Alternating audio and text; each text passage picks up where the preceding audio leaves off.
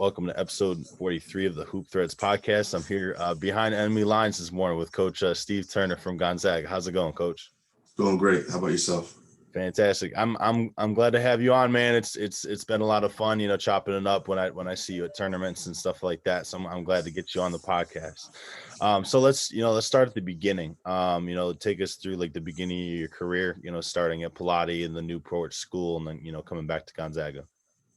So coming out of college, I had not really sure exactly what I was going to do. I was trying to get into my major field, which was corporate communication. I wanted to be the next James Brown, be out there and broadcasting and work in the field of hopefully basketball at that time or anything in sports, really, to be honest.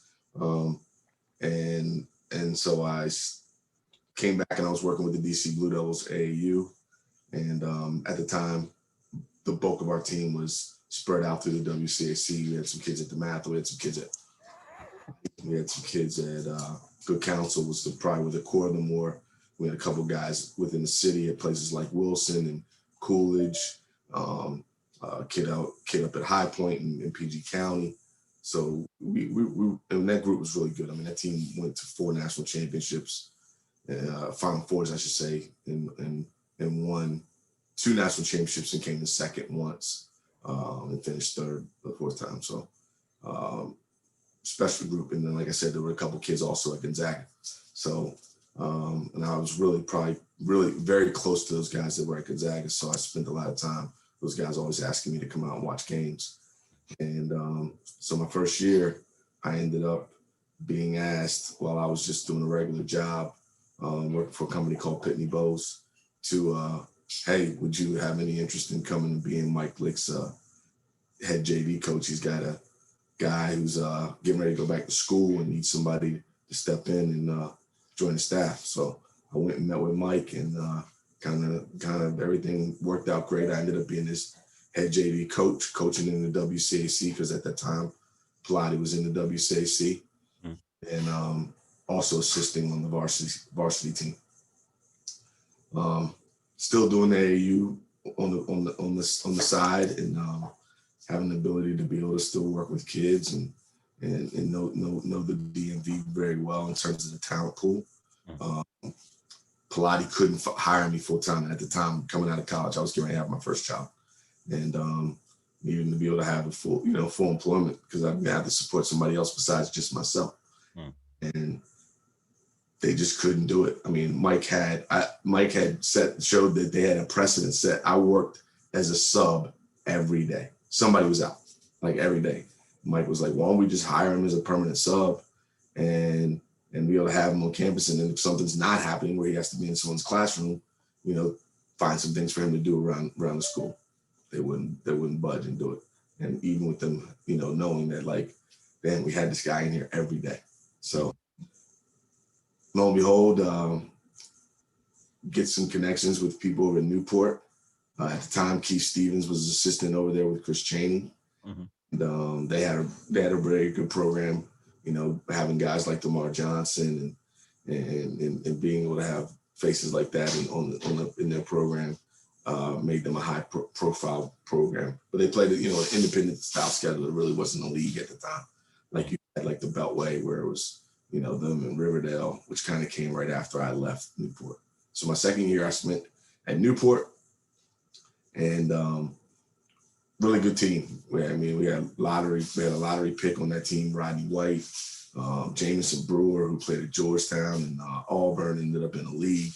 So we ended up having 2 NBA guys on that team that I got a chance to be a part of coaching my second year out of college.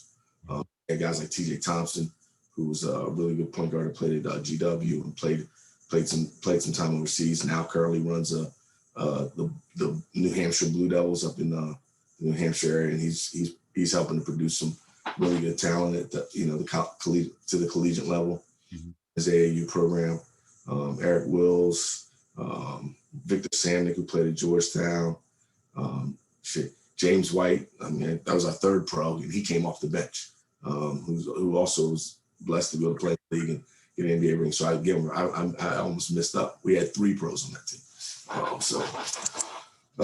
but all the while, I think the WCAC just had my heart. I guess is the best way to describe it. And Tommy McCluskey and Pat Mitchell were the guys from Gonzaga that played on my AAU team with the Blue Devils, and they were like, "Man, you need to meet Coach Witt.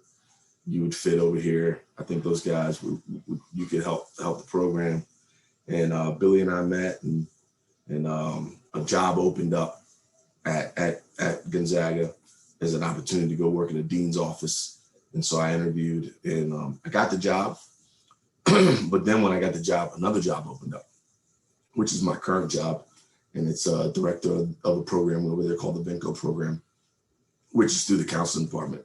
And so I re-interviewed, and I got that job. And then for 5 years, Coach Meyer's assistant on the varsity, as well as my first 2 to 3 of those years, I also doubled. I helped with the JV and the varsity. So kind of at that time all the way in, still kind of doing some of the AAU stuff.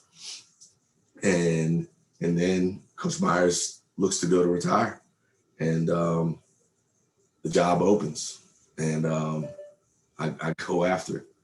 And he wanted me to be kind of handed the job, keep it in house.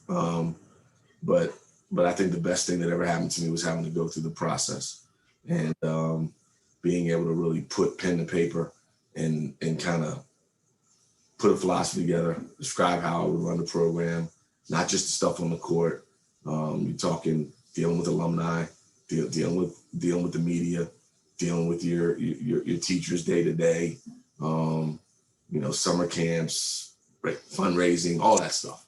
It really helped me gain. I think it put me ahead of the game having to go through the process, because I don't know that I would have thought of all those things. Just saying, okay, here's the program, Steve, go for it. And first couple of years were some tough times. I always say there's a lot of people in those 2 years who smiled in my face but wanted me out because they didn't think I was the right guy. I think the blessing was I had a headmaster and a president who believed in me. I think I had some alumni and support who also believed in me and just knew it's a process. You can't just look at the first 2 years. At that point, I hadn't even had a chance to really bring in my own recruiting class. And the crazy part is the team I did have my first year, I thought we were talented enough. We could have won the league, but I think it was a struggle for those seniors seeing me 18 inches over. And it's different when you're the assistant coach, and a lot of times you're the guy who's stroking the kids on the back, keeping their heads up when the head man's making them work harder, calling them out on stuff, pushing them to places that they don't believe they can go.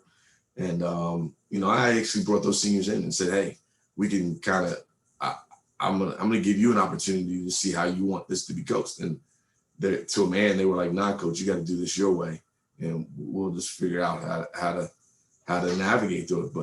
But it was, I think it was tough for them. When I look back on it, if I had the choice to make again, I probably would have tried to coach them a little differently, not necessarily the way that I always coach, but just because that was the first group and it was a little more of a unique situation. We start getting our own classes in and things start rolling. And 2008, you get that special year. You win your first championship. Team went 34-1, won 17 games on the front and 17 on the back. Won everything: WCAC, city title, and Alhambra, which is kind of like if you're in the WCAC, those are the big three. Unfortunately, they took the city title game away some years down the line. Mayor Gray, for whatever reason, didn't like that Paul VI won it as a Virginia team with a DC city title tag, but it was called that for whatever reason. It was called that, and to me, the only significance to the game was that the WCAC champion was going to play the inter-high champion. So for him to feel like, oh, a team for Virginia won, well, I don't know how syndicated we are, but go ahead. Excuse my French, but damn, Why wasn't anybody pissed off when DeMatha won the city title forever? They're from Maryland. They're not from DC. So for him to take a game away that had such prestige in the DMV, it broke my heart, to be honest with you. I mean, I have to say I'm blessed that I was able to win one, and can say that I had a program that's stands on that chart, that had an opportunity to do it. But there's so many kids that should still be able to have that opportunity to play in that game. And yeah, we started the DC States, which has been good, and it keeps getting better. But you could have still had both. The States is like a tournament, and the city title was just a game. Yeah. You could have put that in there somewhere between, and still had that rivalry of the inter high champion and the WCAC champion going, which, I think there's so many kids in the city on both sides of those leagues that would love to keep seeing that happen. And I know the old folks who used to enjoy coming to wherever they played the game would still come out and represent our city for something that was pretty cool. Cool. Let's talk about, kind of the beginning. What did you learn through trial and error that you wish you had been taught or, already knew about, coming in?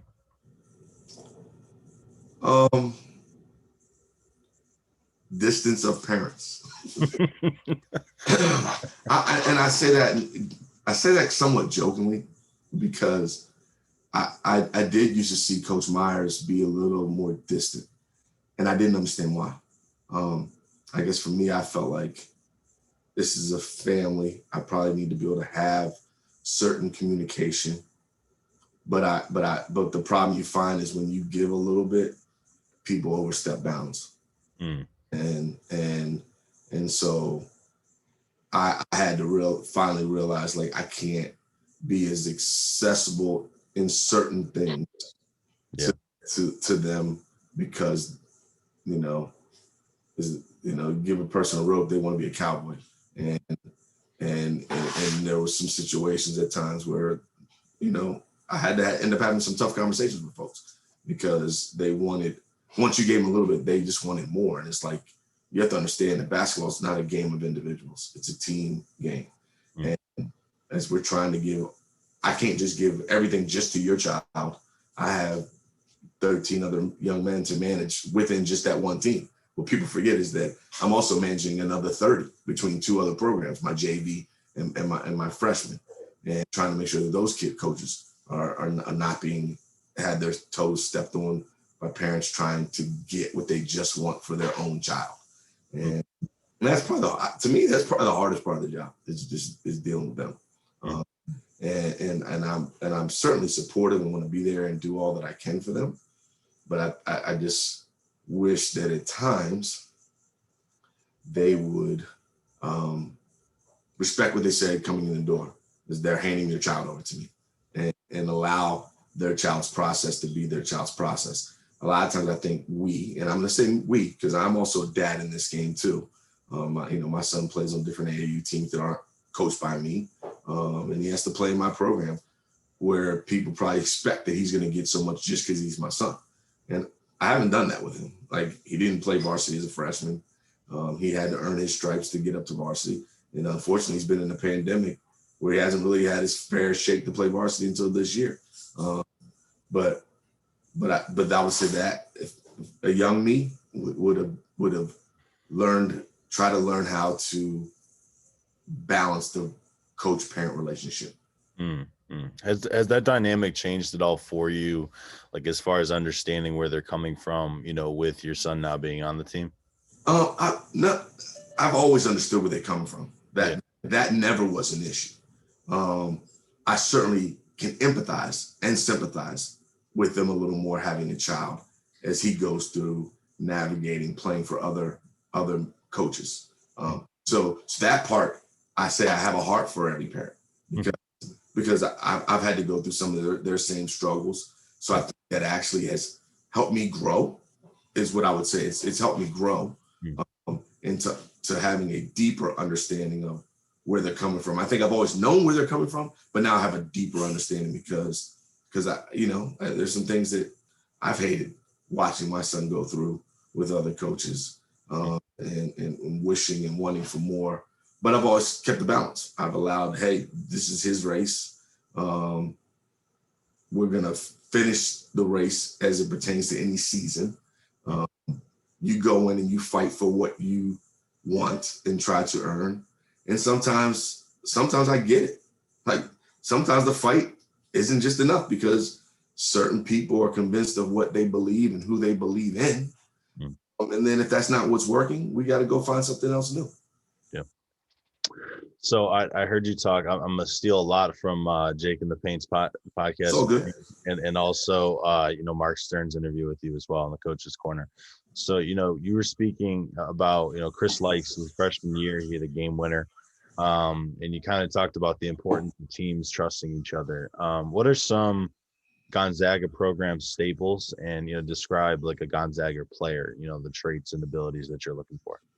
I think immediately the number one trait is a guy that can get it done in the classroom. We're a different monster in terms of, everyone won't say exactly what they do in terms of letting kids in or which kids can come to their school.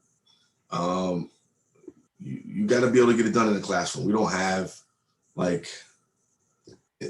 any of those programs that some of the schools have where they can take a less talented kid in the classroom and kind of what I would say maybe lessen the load on them academically to start. Either you're on college preparatory level or above. And so I always say like we're the Ivy League school of our conference. And so I've got to find a kid whose whole is both. And sometimes every kid in the DMV's whole is not both. I've had families who've said to me, we'd love to come play for you, Steve. But this won't be the right place for our kid because we're not sure that he can handle that other load. Yeah, he's a talented basketball player. Would love him to play for you, but we're not sure that he can handle the other piece. And there's kids that I've seeked out and said, hey, I'm in love with that kid, but then sit down and have a honest conversation with the parents about grades and where he is in the classroom. And we both realized like this probably won't be the best fit. So that's the first trait, is being a scholar. Secondly, with that, sometimes I lose out on the more talented basketball player. So I try to find the most talented basketball player with grades, and hope that their families look at our whole and believe that whole is who their child is. And then next, I would say going to that kid who's tough, who wants to compete, who has what I would call, and most coaches would say this, still has a ceiling to be reached. And because I think there's a lot of kids that we coach or that are out here playing that are some of the more talented kids in our league, but I think their ceiling's capped. I think they can get physically stronger, but I think they are who they are, even going to the next level. They already are who they are. The only difference will be is that they'll get in a college weight program and meal program, and their bodies will physically change. So for me, it's trying to find a kid who also, again, can fit the scholar piece, might not be the best player in the DMV, but sits somewhere. If this is our top and this is our bottom, but they sit somewhere in here and still have an opportunity to get to here. I really feel like we've thrived with that kid. And that kid has helped make us who we currently are today, and helped our success because he comes in with a chip on his shoulder. He reads the rankings. he reads the little write-ups on who's always getting right. And he says, hey, I'm going after him. And that allows me and my staff to be able to challenge that person every single day, saying, hey, okay, this is your goal. What are you doing to get from here to here? And those kids really work, grind, and end up being sort of better players in our league when it's all said and done. So for me, it's, scholar, toughness, a competitive edge, willingness to learn, a willingness to be coached. And for me, the biggest piece, willing to be a teammate, a good teammate. Like, I watch for those characteristics when we're out at the PYBL games. I also watch parents because I think they are a part of the equation. At the end of the day, I hear these parents tell us, well, Johnny's going to make this decision in the end. And I'm sitting here saying, like, Johnny used to make a $26,000 decision at the age of 13, 14. I don't believe it. Like, I really don't believe it. Like, because most of the time when Johnny transfers, Johnny doesn't transfer because of Johnny. Johnny transfers because of mom and pops. With what they believe he should be getting more or isn't getting enough. So I don't believe that any in their kid a $26,000 decision. When most parents, truth be told, are all coming to us and saying that they need money to come to the schools. So how can a 13, 14-year-old make a $26,000 decision? Kind of speaking on that, you stayed out of the high school transfer portal, so to speak, for the most part. Talk about what goes into keeping your guys home and the process of when they do leave. I'm just curious as far as if a kid said, he wants to take off and go somewhere else, is that something where you have to kind of work with them to find the right spot, or is it typically they leave you in the rear view and they just don't even want any communication at that point as they work through stuff? I've had very few. I think I'm in single digits with, I'm going to say, and I'm going to clarify this, single digits with kids I recruited. Yeah. There are a lot of kids who've played in my program that came to Gonzaga and were good enough to fill in that 13 to 15 man roster. Yeah. So I don't count transfers of that magnitude against myself. I do count the ones that I feel like I went after, convincing that Gonzaga was the right place.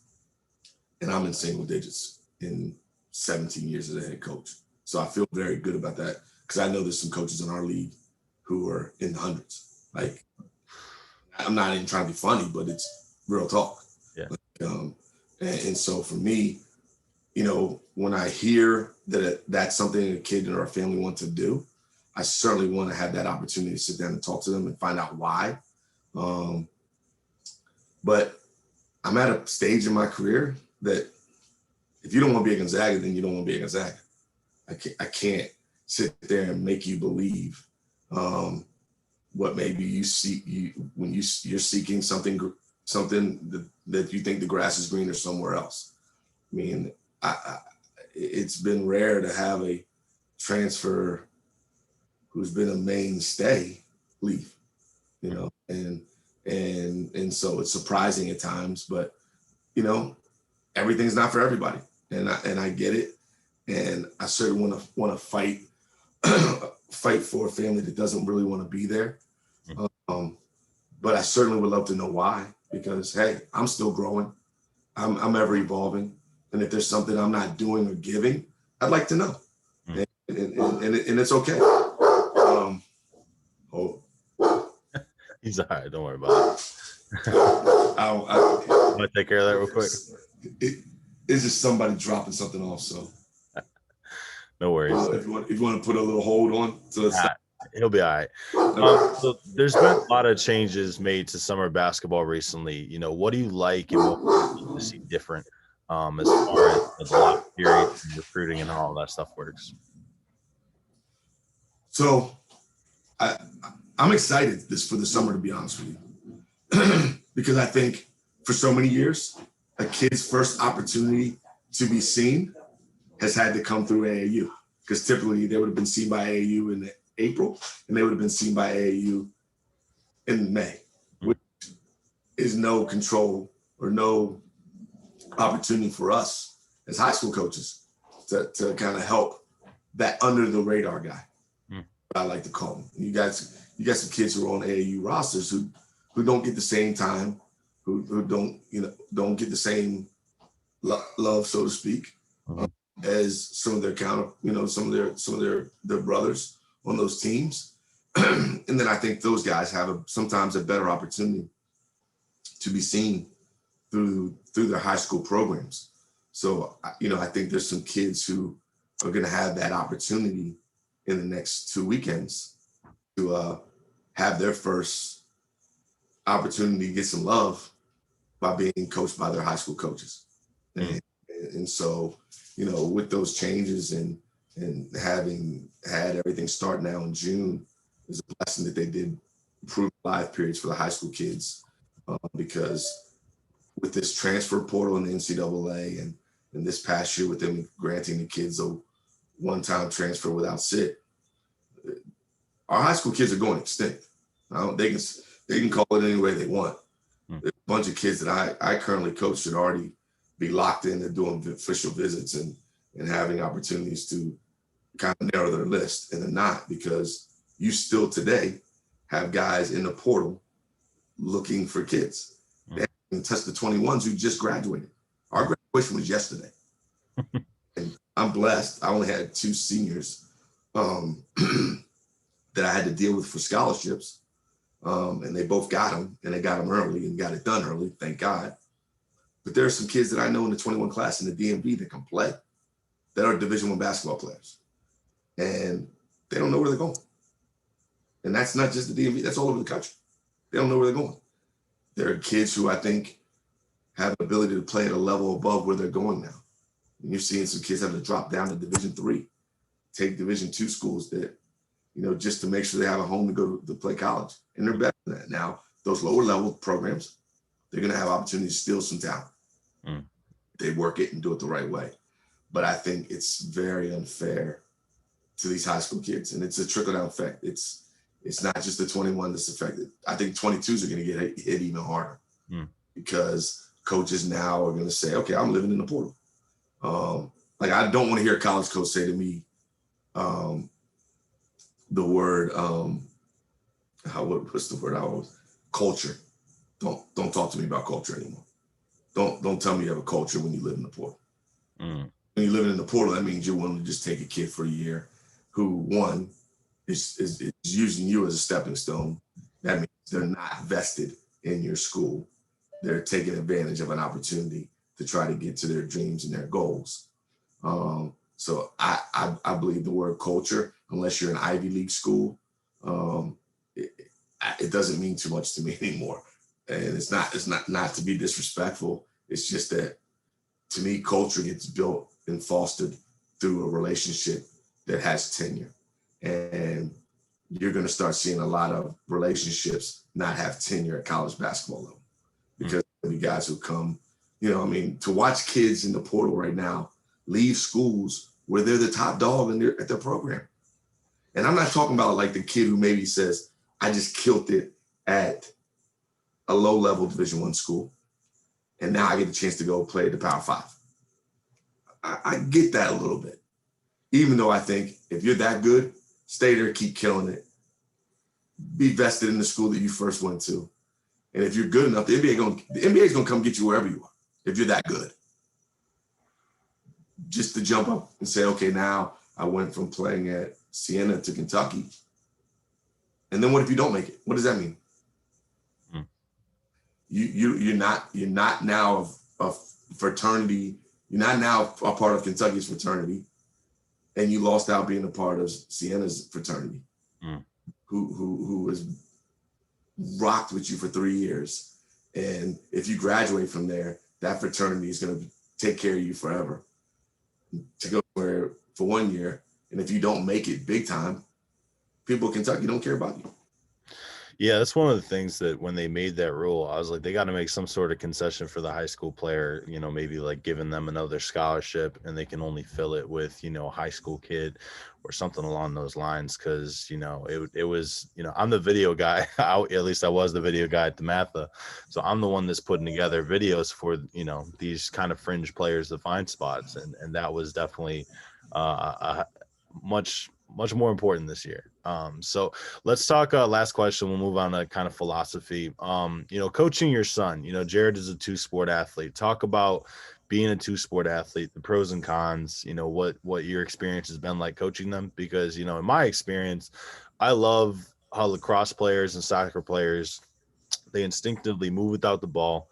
They find gaps. They understand angles, you know, offensively and defensively. You know, if a guy beats them, they know how to get to the spot and you know, cut them off. So kind of talk about, you know, coaching a two-sport athlete and coaching your son.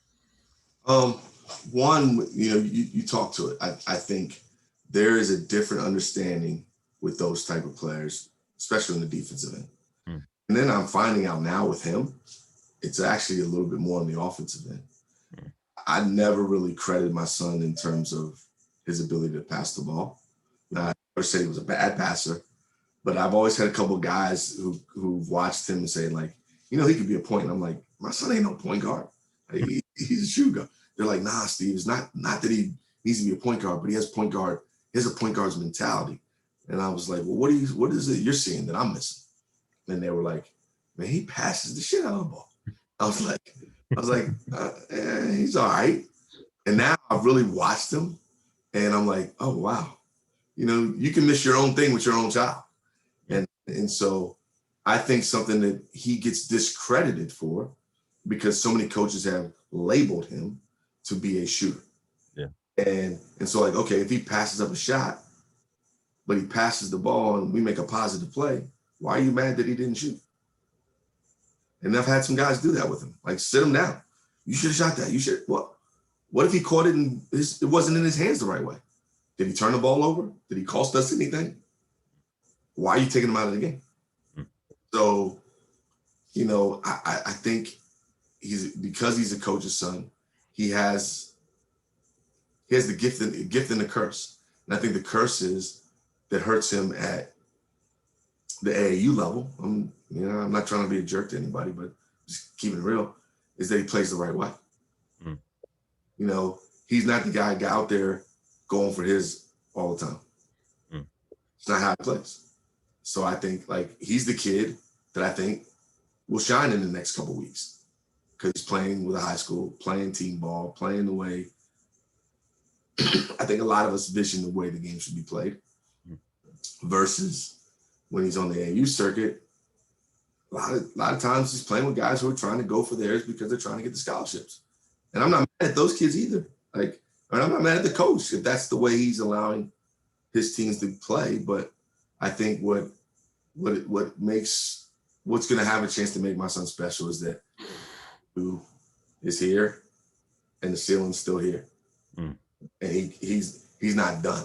Like, I think he's an unfinished product. I think what he has is measurables as a 6'7", almost 6'8" kid that can shoot the ball. Wow.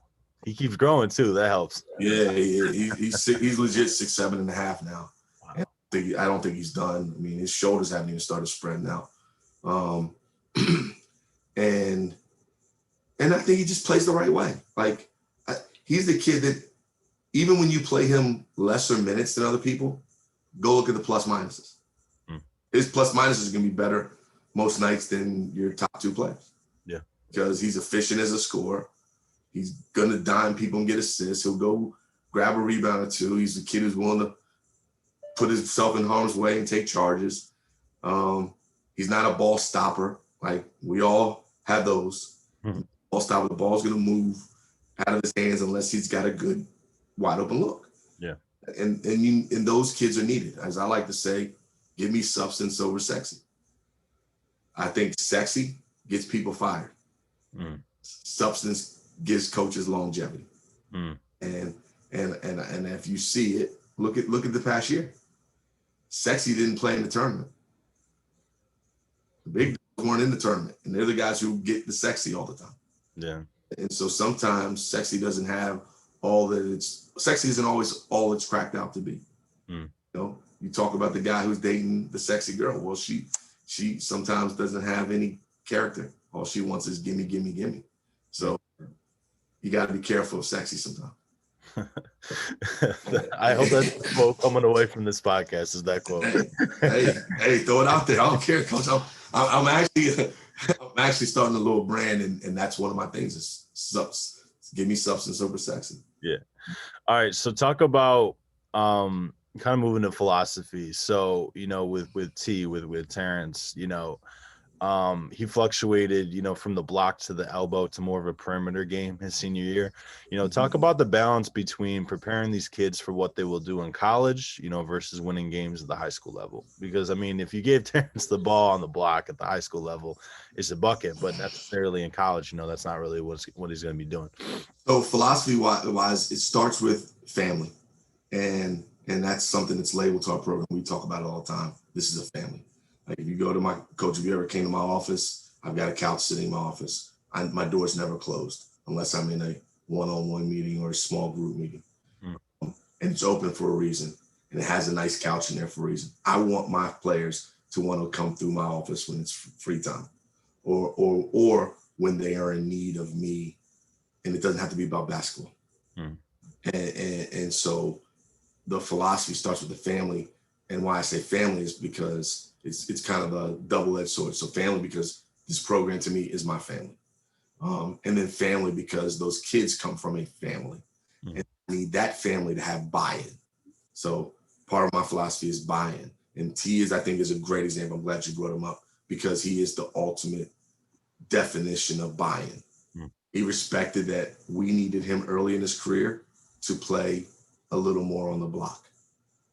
His family knowing that for him to go to the next level and play at the level he is now competing at Michigan, I was going to have to be able to help him grow his skill set, allow him within what we do to do things to show the next level. He could do those things.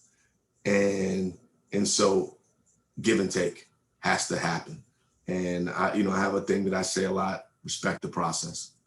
And if parents respect the process, I'm batting almost 1,000 that the kids have gotten coming out of my program what they deserve. And because everybody's not Michigan level, some guys are just Division III basketball players. Some guys are just Division II basketball players.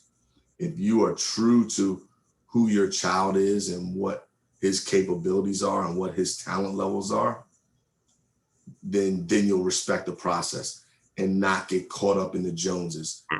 Hey, Billy over at the Matha, well, he already got 10 offers. Why my kid don't have 10 offers? My kid's on the same AAU team and he plays more minutes than him. Well, it is what it is.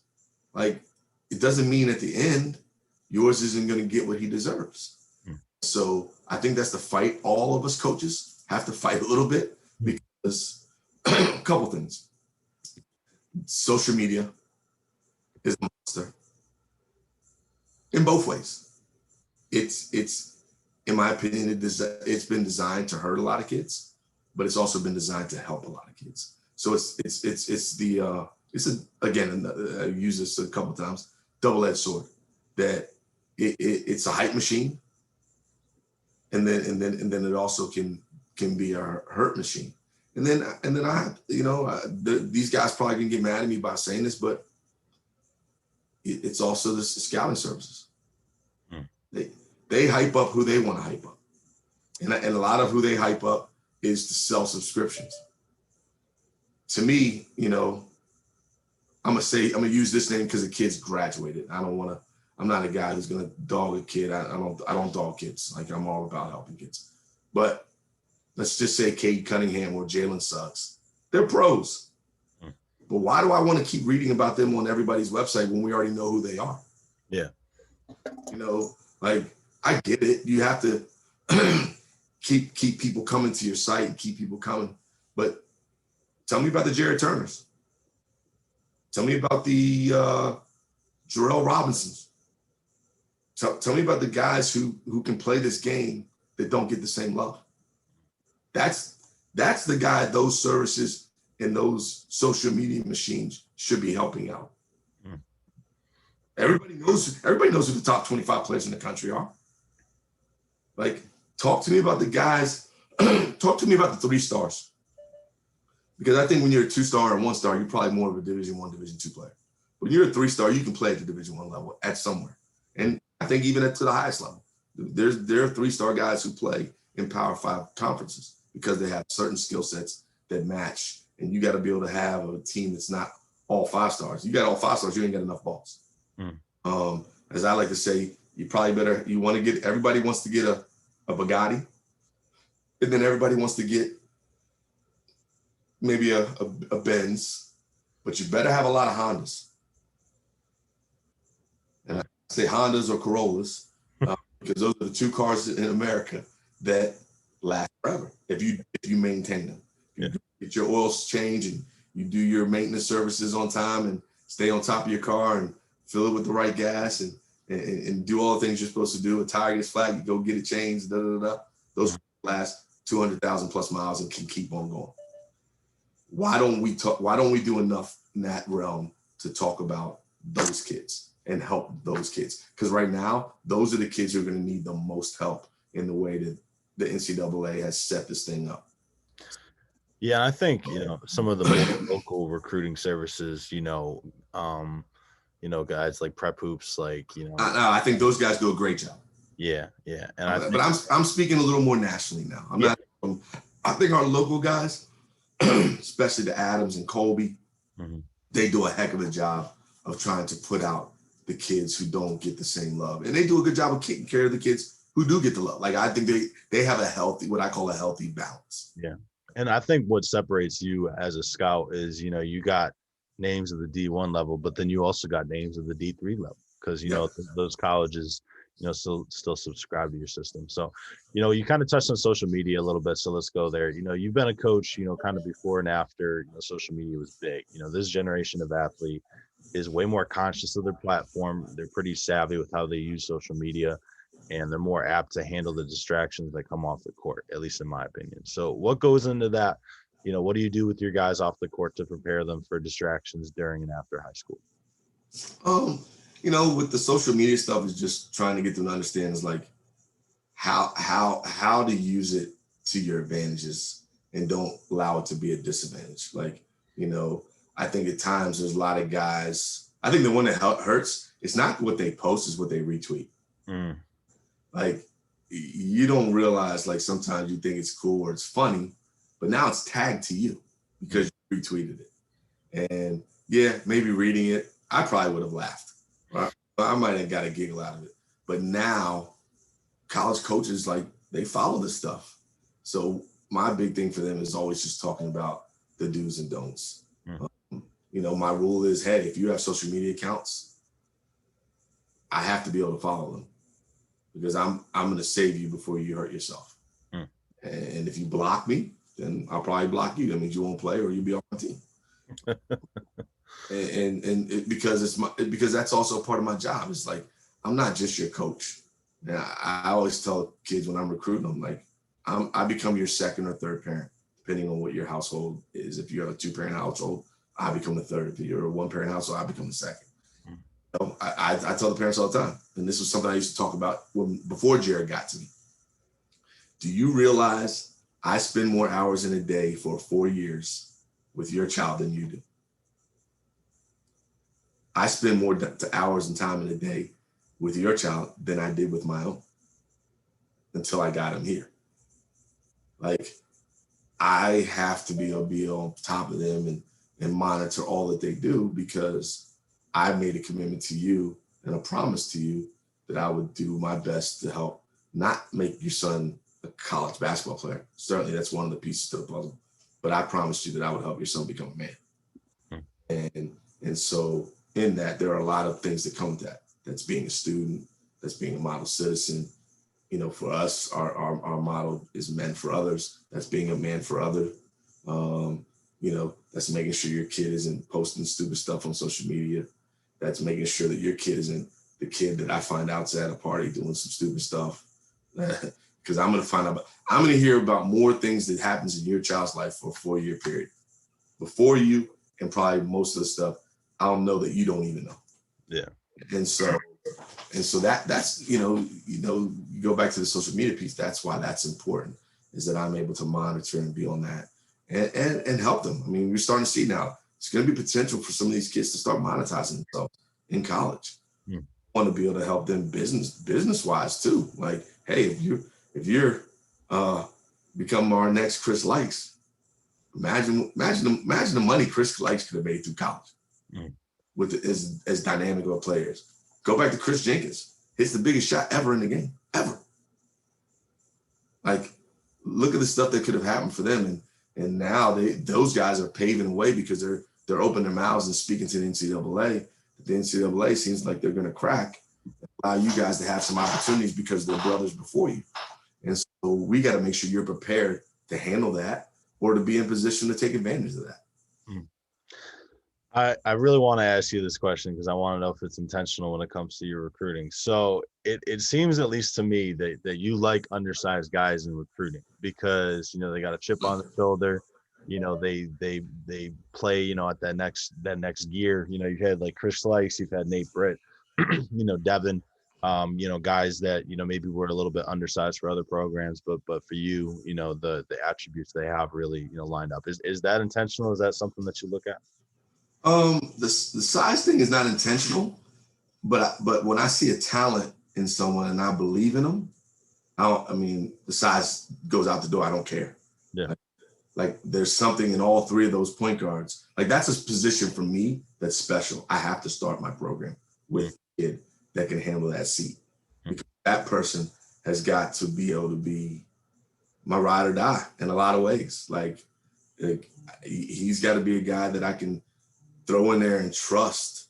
I mean, you look at the guys who've played that position for me, there's been a lot of success from leaving high school, or I should say going from middle school through high school with me, and then going to the next level and being successful. And it starts back with guys like, Rodney Gould, who ended up being a football player. He's his current assistant football coach at Gonzaga. He went to college and played football. But then he played with other, I've always played like 2 point guards in the backcourt purposely. So he played with Tyler Thornton. Tyler goes to Duke. Then Cedric Lindsey comes up. He and Tyler play together. So you got a Duke and a Richmond. Behind them comes Nate Britt, Carolina. Behind Nate comes Brian Crawford, Wake Forest. Behind him comes Prentice and Chris Lights. Or it goes Chris first, then Prentice. You go Miami, Notre Dame. Coming behind them, Chuck Harris. Just should have been the Big East Rookie of the Year, made first team unanimous. I thought he should have beat out the kid from St. John's because I thought his ascendance at the end of the year went up where the other ones plateaued and kind of went down. But he didn't get enough votes, but it was pretty close. And then now you got Devin who's come behind Chuck. So you look at the schools where my point guards have gone. They've gone to some great places and have had some big success. And so for me, it's just seeing more than seeing the guy who's small. It's just seeing traits of a guy that I can believe in and say, here's the keys to my Bugatti. Matter of fact, I know you're going to wreck it a few times, but I trust that it'll still come back to me in good hands, maybe with some scrapes. It won't get totaled. Is kind of how I look at it. It won't get totaled. Might come back with some scrapes. I can get paint fixed. Yeah. It's hard to fix engines. And I've been blessed to be able to find guys who play in that position. You talked about it earlier. Nick Lewis, gonna be the next guy in line behind Devin Dinkins, and gonna have to go find somebody behind him. And so that's a position that's always been very special to me because I played the position. That's what I was growing up. I was a point guard. I wasn't this heavy set dude that y'all see on the sidelines now. I was a skinny, slender dude, probably like who's a good guy I could compare to physically. In my playing days would have been almost like Judah Mintz. I was long, slender, skinny, athletic, probably a little thicker than he was up top. But that kind of was my build, and there's some traits that are in me as a person that I look for in that position for our program. Because if that person is somewhat like-minded like me, the two of us are going to gel and great things are going to happen. Got you. Let's talk about, I think what makes the WCAC special is actually our non-conference schedule, because I feel like especially at the top, PVI, St. John's, Gonzaga, DeMatha, like we schedule aggressively.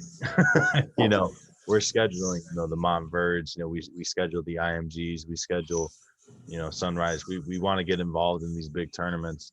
And there's different reasons behind it. But what kind of goes into that, and why you kind of want all the smoke when it comes to setting up competition for you guys. Play the best to be the best. Pretty simple. Like, there's no better conference than the WCAC. And I know they're building this new little superpower conference. I don't care. Like, it isn't the WCAC. And it never will be. Because there's a difference. Those teams, and this is not to knock them, this is just who they are. They're building all-star teams every year. It's different when you're building from the ground floor up. And I think what's been a blessing to be a part of in the WCAC is, one, I don't care what the team is, if they're the first place team or the last place team, the coaching in our league is unbelievable. And iron sharpens iron. Mike Jones and I talk about that all the time. And I've heard, I've seen Mike write it up, and Mike and I talk about it to each other, is that our willingness and the way that we prepare our kids and try to get them ready for college and why you see our kids leave this league to prepare and are prepared in the way that they are. And that's why they have early success in their careers at the next level, is because of what this league and the coaches who are committed to giving their all to their kids, regardless if they're the number 1 team in the league or the number 11 team in the league. It allows us to be great. And so to also be great and have to come in and fight this, you better schedule that power non-conference schedule. And kids want to see where they, it's a test. Our kids want that opportunity to say, okay, they're supposed to be number 1 in the country. Well, let's go get them. Let's go show them who we're about and what we do. And, there's times we get them, there's times we don't. But it also prepares us, certainly for me, I can't speak for everybody else, but it prepares my teams for when we come back to WCAC play. Like, we've already seen this. Yeah. And so, and I want to put our guys on the national stage. There's a lot more to it too. Traveling, allowing some of these kids who maybe would have never left the DMV if it wasn't for a little orange pill. Yeah. To have some opportunities to see some places, meet some new folks, learn about new things, culturally as well as just on the court. So it's twofold. Mm-hmm. But and the big thing is, man, we believe we can beat those teams. Mm-hmm. So let's go play. Yeah. I got a 4-pack of DeMatha questions for you. You knew they were coming down the pipe eventually. So this one is actually coming from Coach Jones. I asked him what, he thinks I should ask him. So you and Coach Jones definitely believe in the Roy Williams philosophy that you're trying to be the coach who dies with the most timeouts. What goes into that philosophy? Now Mike throws a couple his out. Look, I can always know this. Mike is gonna. I'm gonna answer the question, but there's one thing that I would also like to ask Mike. Mike will make this one timeout in the second half that I'm always surprised why he uses it, and I would love to know why. So I'm glad you asked it. So I'm asking him this question. He'll take that one timeout where they score, and he'll call the timeout. And a lot of times I've said, "Damn, why is he stopping his run?" But he's made that timeout against me time and time again. And I know when it's coming. I can say, all right, he's getting ready to call timeout. But I believe in my kids. I've said I'd rather have all my bullets in the barrel in the fourth quarter if that's what I'm going to need to help us win games. Yeah. And I think my kids have also grown by having to fight through adversity and not me trying to fix it for them in certain moments. So I hold on to them. We got these games where they're on TV, so you definitely can hold them then. It's just been my thing is I've held on to them in the second half because I said, hey, if I got to be able to manage, possessions, got to be able to manage fatigue. I want to have those saved for me in the second half. Gotcha. I think part of it too is kind of what Phil Jackson used to do, as far as, I'm not digging you out of this hole. If the other team goes on a 6-0 run, like, you better figure this shit out defensively, because Well, I'm not saving you. I think the other thing that is also done is our league is won in a 3-day weekend. It's not won by the used to be like 18, 20 games. Yeah. You can win. We've gone 18-0. PVI's going 18-0. DeMatha's going 18-0. Only 3 programs in the league that ever do it. And you didn't win a championship for that. You don't even hang a banner for that. And it gets talked about winning the regular season. Nothing other than the number 1 seed. Yeah. And sometimes it's a curse. Yeah. I think other than I don't know that anybody's got the 18-0 won a championship that year. I don't think so. I think we all lost in the playoffs. Gotta look back at that. That's a good question. We go 18-0 with Hunter and Earl, and I think, didn't we go 18-0 that year? I think we. Nah, I think you lost one. Anyways, so second one, this is the one I'm most excited to ask you about. So, you and Coach Jones are competitive dudes. Has there ever been a time where one or both of you held on to a game a bit longer than normal, and you weren't really trying to talk for a couple of days? Has that ever happened against them? Yeah.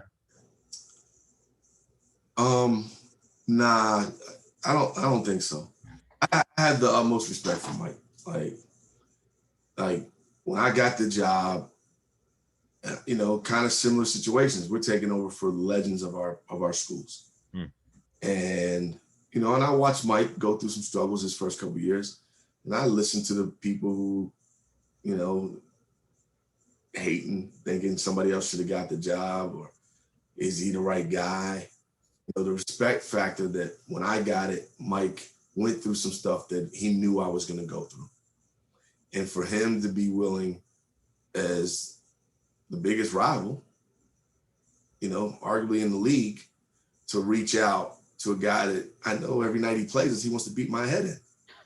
But to reach out and just to talk to me about trusting yourself, talk to me about not letting those naysayers get in your way,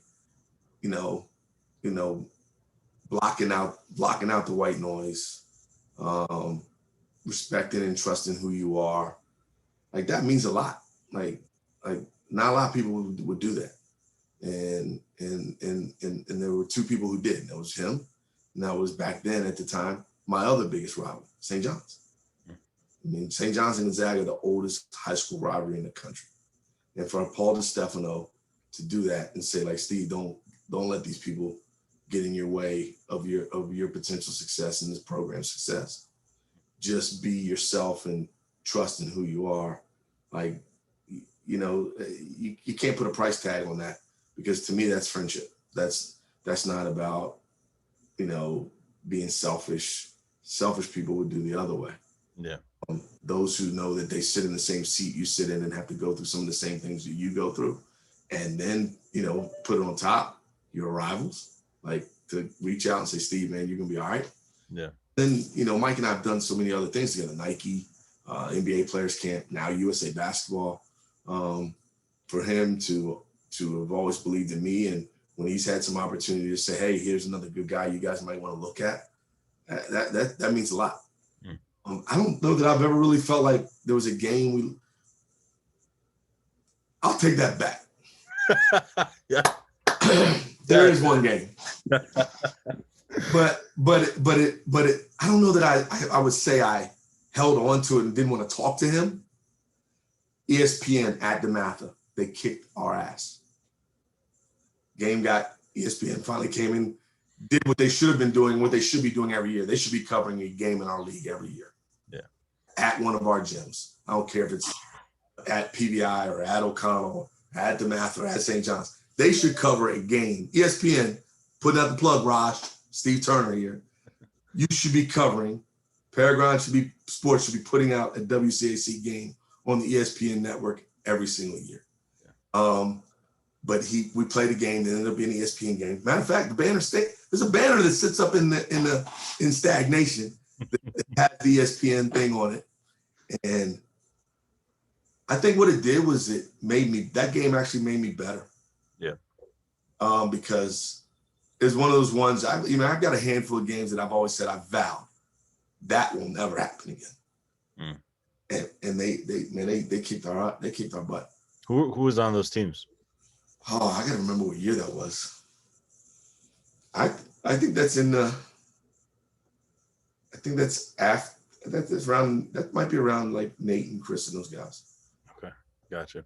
All right, what's your favorite moment from DeMatha Gonzaga?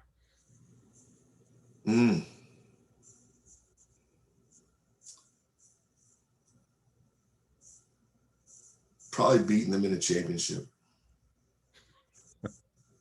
No, I said it because all my championships have been against somebody different. Yeah. And that was a team that no one expected to win the championship. That's probably one.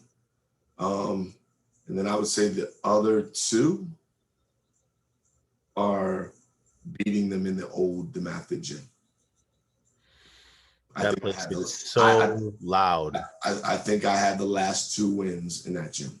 So that's like historical, because before they built the new gymnasium, that place, like a lot of people got turned away, couldn't come into those games.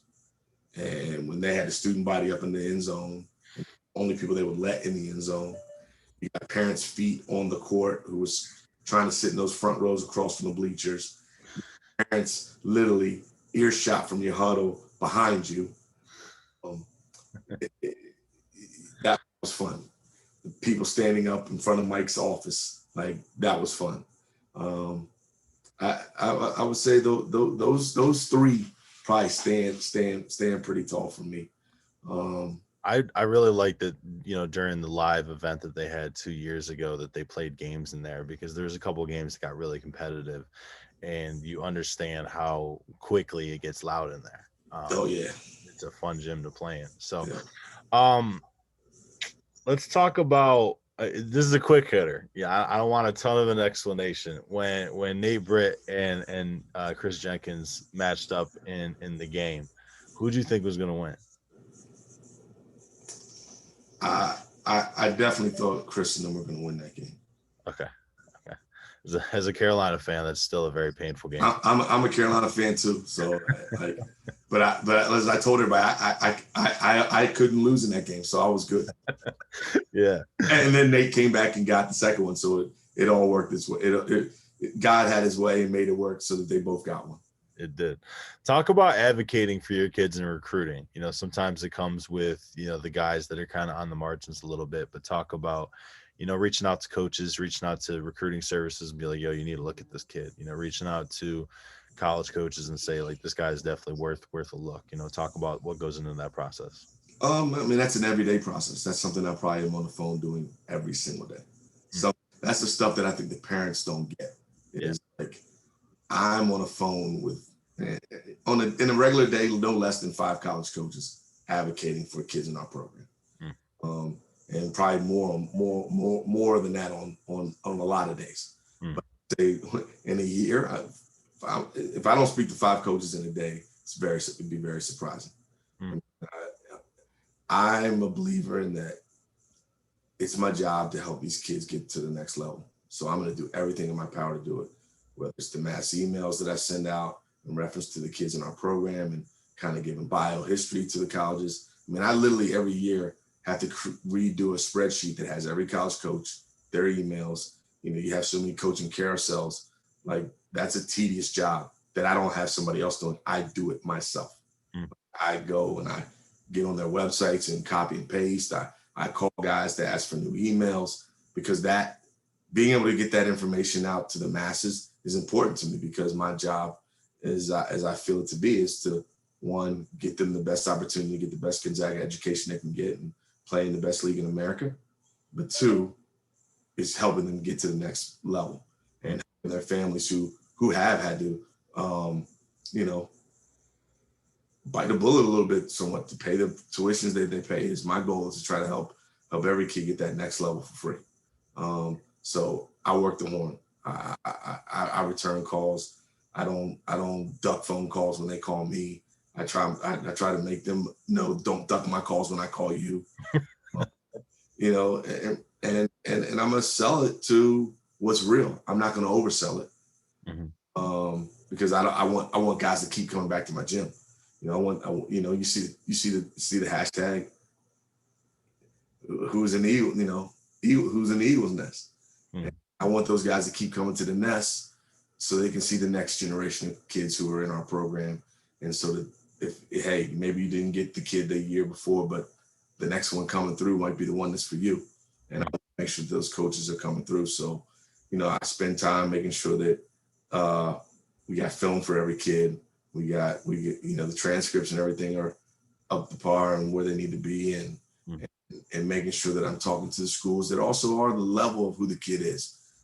Like that's a part that parents, I think, have to trust, and the families have to trust, is that I also not going to just oversell a kid to try to get him a scholarship, and then he gets there and can't play, and that coach is like, man, you sold me a bad bill of goods. Now that guy doesn't come back for the next kid. It's important for me that guys continue to come down the high street so that maybe they missed on the one before, but they also have the opportunity to come after the next one. So that's something I do daily. Like, Yeah. as soon as we get off, I'll be on the horn today talking about guys. I think the hardest one right now for me to deal with is my own job. Yeah. I've been a coach now going into year 18 as a head. It's year 23 at Gonzaga, to year 20. Next year's year 25 of coaching high school basketball. And then you think about that. Wow, he's got some, I didn't realize I've been in it for 25 years. To deal with selling my own. Yeah. I thought it should be easy. Yeah. Because here's a coach's son. Here's a guy who's going to tell you exactly what he can do, and I feel like he gets shortchanged. Like, it sucks. Yeah. He's been shortchanged in basketball his whole life. Yeah. And I just hope that the right coach sees who his value is, sees who his character is, sees his scholar, because he's a damn good student. As this is a guy that I want in my program. I want that man, or it could be a woman. Who knows? Might end up being a woman coaching in the NCAA D1. Then the next year that may say, Jared Turner's my guy. Yeah. My guy hasn't had anybody do that but me, as he finally just told me, and I didn't realize he felt that way about me. But he never had that, and I'm dying for him to get that. And I hope that the right college coach will recognize him and who he is, and that they have a lot of room to help him grow and build him up, and he'll be a special person for them. Yep. And that man will do what I feel like I've done for hundreds, is be the best second dad, second mom, whatever the kids feel as me is in their role. I'm just hoping that person, I'm not hoping to find it. I'm hoping that person finds him and can be all those things that I've been to many. For sure. Coach Jones, moved up to the college level, this past offseason. Do you see this becoming a trend with, successful high school coaches such as yourself? I think it should be. I think it's long overdue. I've been saying for the last 5 years, when will somebody think outside the box and go look at some of the most talented coaches in the game, coaching at the high school level, and do their due diligence and realize we have probably way more context than most of the guys you work with. We're tied into so many more organization and programs and have access to kids in ways that the guys you hire don't. And that we could be of value. That's it. I think the other piece, my next one is, when is that maybe smaller school? It doesn't have to be small. It could be any school. Going to think outside the box and say, you know what? I'm going to start my program with someone like him. I think that there's so many things involved that it doesn't allow people to think. Like, I look at recruiting. I think a lot of college coaches don't recruit with their own eyes. They look at scouting services. They look at who's getting all the fluff on social media, and that's what they go after. Yeah. So they don't, I think now ADs have got to do a little bit of the same thing. Yeah. In terms of, hey, you know what? Why do we got to go through a search firm? Damn, Steve Turner's right down the street. Let's go talk to him. Let's see where his mind is and what he would think, if this would even be something he would want. I have to say hats off to Coach Young. He came and stole a great one from our level. Yeah. Mike's going to do unbelievable things for Virginia Tech. He'll be a head coach in the next 5 years. It's just, as soon as it happened, I said it. Be a head coach in the next 5 years. Probably sooner, honestly. I think so. I think sooner than that. I'm giving the long term. I think it'll be sooner than that. Yeah. And go ahead. And people ask me, what are you gonna do? Man, right now, I'm the head coach at Gonzaga High School. Until somebody comes knocking on my doors like they did for Mike, hey, I don't know. Yeah. I mean, I have to be honest, I don't know. But my long-term goal has always been to retire from Gonzaga like Coach Myers did. Certainly, as long as they love me and want me, this is my home. And I think I had the best job in high school basketball. I know people say it about their own places, but there's so much that is Gonzaga and what is tied to Gonzaga and what's allowed me to walk into some different doors that I maybe never would have been able to walk into without being there, being a coach there. It's a special place. And as I tell even the kids who were recruiting and their families, you won't understand it until you go through it. I can't tell you exactly what it is. Like, I can hype it, but you'll never get to understand it until you walk through the shoes and walk through those doors. And hopefully on that first Sunday in June, put on that white coat and walk across stage and get that diploma. Mm-hmm. When you'll get to say, oh, wow, I know what Coach Turner's talking about now. You're not even going to feel it in the first year or two. It's going to be the time that you go through and you got to live the whole thing. Like, being there and being a part and then transferring, you're never going to feel it. I think every kid that will transfer at some point will have a regret that they didn't stay, because there's something that's special to being tied to that place. Talk about, you got the hoodie on right now. Talk about what you bring to Team USA and your role with them, what you've learned and, maybe an impactful moment. I'm learning every single second I've been able to be a part of this. And, it humbles you. It brings great pride to be able to be a part of representing our country. What I bring to it is a servant, the guy that, checks ego at the door. I'm afraid sometimes to be out there and make a mistake, because I feel like there's a lot on the line. At this level that I'm working at with the junior national team, hey, we're undefeated. We ain't lost. I don't want to be a part of that first group that lost. And so you like, again, you humble yourself, you check your ego at the door, you're a willing listener. But then you also got to bring who you are to the table. So there's a combination. I'm being blessed to work with some of the greatest high school coaches in the country and some of the best basketball minds ever. Don Showalter's unbelievable. To have this experience, to be able to hear him speak and the things that he's done, and be able to call him a friend and know that I could pick up the phone at any time and have those conversations. And, Samson, who was running this group, and now BJ, who runs this group, having those guys at my disposal to be able to talk basketball with, talk life with. It's just it's hard to put into words. It's an unbelievable experience. And to be able to have a guy like Mike Jones, who I know, he didn't have to say it, but I know he's the guy that talked me up and had them at least look at me as a person that they thought should come in my original role, being a court coach, and now being blessed when Mike takes a job and they have to move some people around for them to trust and say, Steve deserves to be on the staff. I owe him a lot. I definitely owe him at least a round of golf. But but it gives me new things to be able to bring back to my program.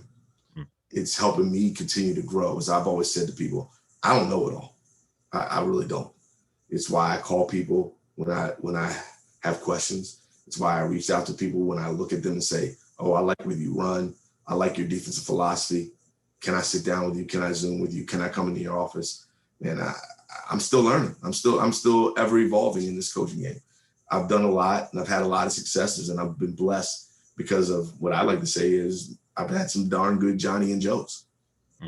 Those guys have helped me be successful because of their ability to trust me, their ability to work with me, their ability to believe in their brothers that play with them side by side. This isn't all about Steve Turner.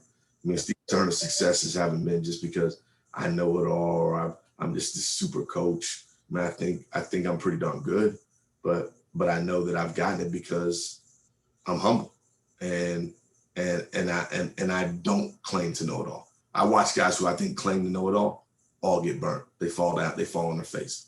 And I haven't had that happen yet because I'm a willing learner and listener and I try to walk the walk that I try to teach my kids. I trust the process and I let my process be what it is. And I'm not trying to be, and this is no offense to any of the guys that I'm going to name because I like all of them, but I don't try to be Mike Jones.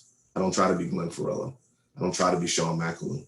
Like those are guys who I respect in the game. And there are things that I've stolen from all of them. They may not know it, but I have, because there's some things that they do that I've respected. And I think, hey, you know what? There's a piece to who they've been that I think can add to my program. So anytime in any field, whether it be coaching the NBA and I'm watching games, I mean, I'm always watching games with a notebook. I'm quick to steal some quick hitters. I mean, Doc Rivers, ultimate timeout magician. Watch his timeout after timeout plays. Good things happen. Brad Stevens, watch his after timeout plays when he's at Butler to being at the Celtics. Good. If you're not a guy that's willing to continue to grow in this game, you won't have success. Yep. Give me like 2 or 3 players that made you lose the most sleep coaching against. Them is as an assistant coach. Whatever. Yeah. Keith Bogans. By far, outside of my own players, my favorite player to ever play in this league. I'm going to say this and people might get mad. I can't believe the Mather didn't think of his name when they looked at the new coach. And that's not to take away from Pete Strickland. Good for Pete. He's a friend of mine as well. But if I was thinking outside the box, if I was them thinking outside the box, that's a conversation I would have had to have had.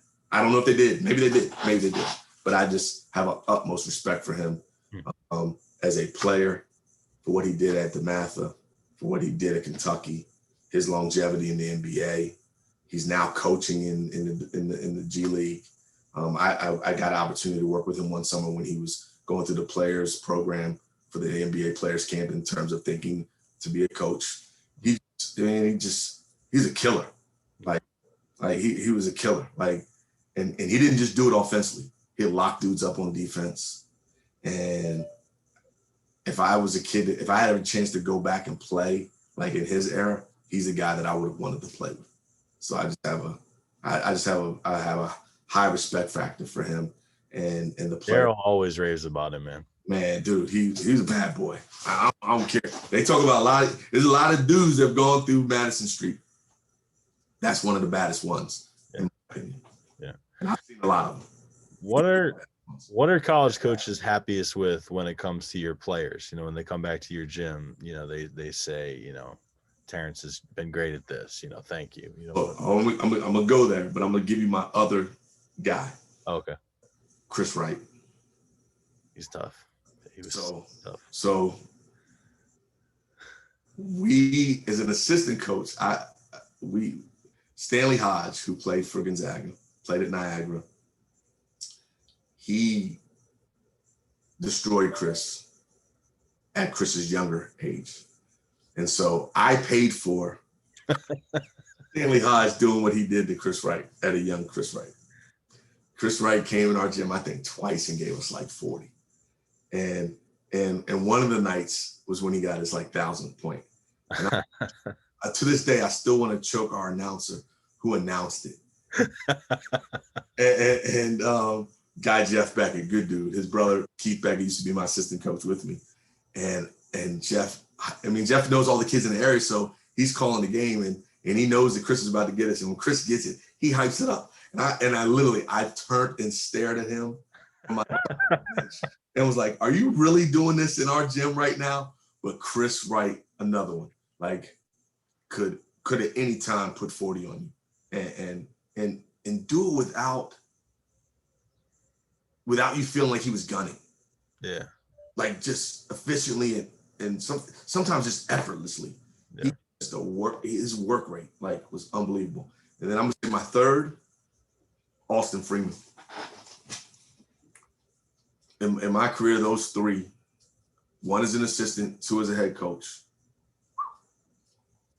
They were tough. Yes, sir. Yeah. So what are college coaches happiest with when it comes to your players? Their ability to come in and have a great understanding early on for the little things, knowing where to be, defensive position. I think the biggest compliment I get is how prepared our kids are for the next level compared to some of the kids that they come into from other schools with. Mm-hmm. It's something that I hear from all levels, Division III coaches, Division II coaches, Division I coaches. That's the one thing I'm very proud of when I hear back from coaches saying, "Steve, you've had your kids well prepared." I mean, I think probably the biggest compliment came from a Division III school. I had a kid who played in our program, ended up not even playing varsity for me, but played in my freshman and JV program, ended up going to Wheeling Jesuit. And he went there with another kid who I'm not going to name, but this kid played in our league and under a coach who's not at that school anymore. But the coach said that my kid was more prepared. And I was like, "Well, he never played varsity for me." He's like, "What?" I was like, "No, he never played varsity. He played in our program, but he never played underneath me." He's like, "Well, this kid's going to start over some kids who are starters in your league." And I was like, that was a compliment because I felt like that kid learned a lot. And the kid told him he learned a lot from Gonzaga. So he didn't just say he didn't tell him, "Hey, I didn't play for Coach Turner. I played in the program." But for a kid that was a freshman JV player, that lets me know that my coaches I'm trusting at those two levels are doing their job. Your freshman coaches are really good because they run the same freaking annoying backdoor cut the last 2 seconds to the shot clock. And getting my freshman to play defense for 30 seconds. It's a funny thing about that. Everyone that recruits against us always says to people, because I hear it, like, guys can't say they don't say this stuff. Yeah. Because the parents talk too much. So if you're going to talk about another program and what they do, you got to be careful because these parents, they're ruthless, man. At times they're ruthless. They'll let you know what's going on. And the one thing I've gotten is that they sell that we run Princeton offense. We don't run Princeton. Dick Myers ran Princeton offense. We stuck with Princeton philosophies. Overplay, go back door. Simple as that. Like if you're overplayed, go back door. Yeah. And so because we beat a lot of people with backdoor cuts, we still run Princeton off, like full-blown Princeton, flow and chin and all those things that they run in the Princeton offense. But we'll throw some of those as quick hitters in plays, but we don't run the what I would call the continuity to Princeton anymore. Yeah. We still have Princeton philosophies in what we do. Cool. All right, 2 more questions. I got some quick hitters, and then we'll get you out of here. You've been doing a lot of your time. I'm good, man. It's no problem. All right, so guys go down all the time. There's a next man up philosophy, everywhere. Is it more difficult to reduce the backup guys' roles, or is it more difficult to reintroduce the injured player back in the lineup when they get healthy?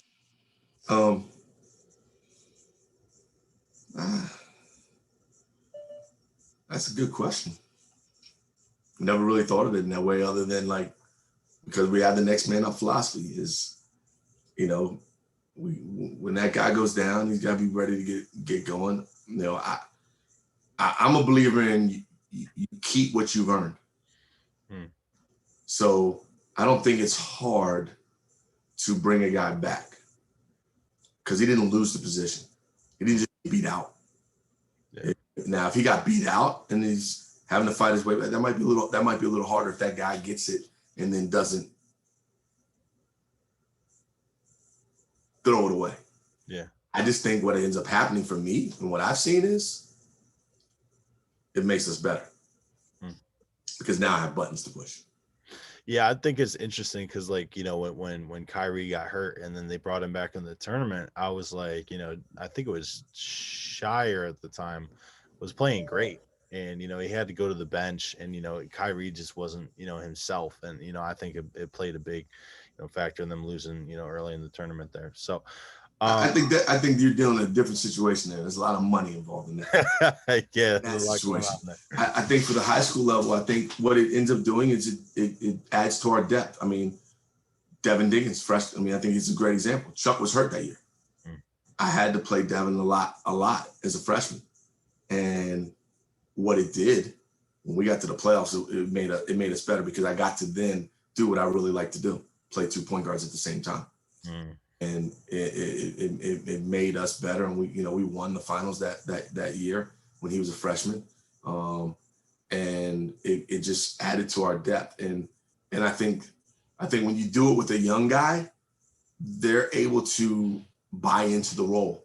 Oh, well, damn, all right, I'm getting a lot more minutes, but I do know when Chuck comes back, he's probably going to be the guy. But at least I know now, coach is probably going to call my number a little more often than normal. And I don't know that it's ever been. I've never had to have those conversations with the kids. They've just all right, this is what I'm getting, this is what I got, and I'm gonna take advantage of what I get and what's been afforded to me. Yeah. And anytime we've had those situations, I mean, you can go to Chris Likes. Chris Likes got those opportunities he got as a freshman. We were banged up more than that. In Chris Likes' freshman year, I think I only played 1 game that season with my full complement of players. 1 game. That's unheard of. Out of the whole season, talking about 30-something games, we played 1 game where I could go to the bench and call for anybody I wanted. And what happened was Chris earned the respect of the players early, and they trusted him. And now, like, you know, as they say, the kids say in the street, game recognizes game. Like, if you want to win, you're not going to hate on the dude that can help you win. And, you know, now maybe the people in the stands will because they want more for their guy. But at the end of the day, when you're on a team and you know that this kid on this team, whether you're a senior or junior or sophomore or not, maybe it's a freshman, there's the kid that's getting a chance to step up and get more opportunity. If he's going to help you win, you're not going to hate on him.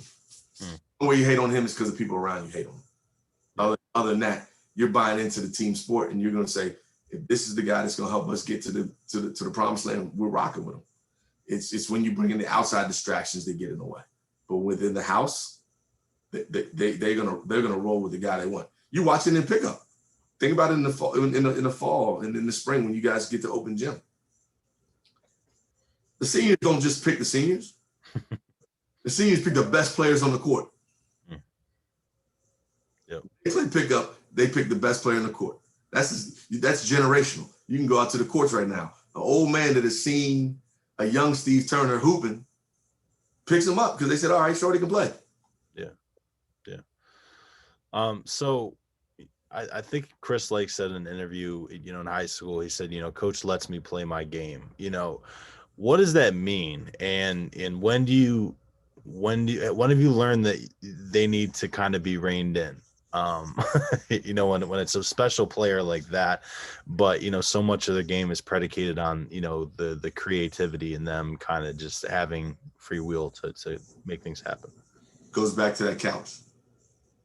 Having one-on-one conversations, having intimate conversations of what I'm going to allow you to do within the confines of what we do. Gotcha. That goes to both sides, trusting, communicating, and respecting the process. I mean, Chris will tell you today, and he had this conversation not with me, he had it with the assistant coach. What was going to be the difference in us not winning it his junior year for us to come back and get it his senior year? And Chris said, Chris said this to the coach. I believe I've got to score less points and have more assists. And I'm going to have to be a willing defender, 94 feet, and just be a pest. And that's what he did, and that's why we won everything. We had a conversation in the lobby at CRC. I don't know if you remember this, where you know, I was saying, man, I wish, you know, we were able to get this kid that you had gotten, you know, as a freshman that year. And you said, listen, you don't get guys sometimes, but there's plenty of talent to go around. What makes the DMV special? Man,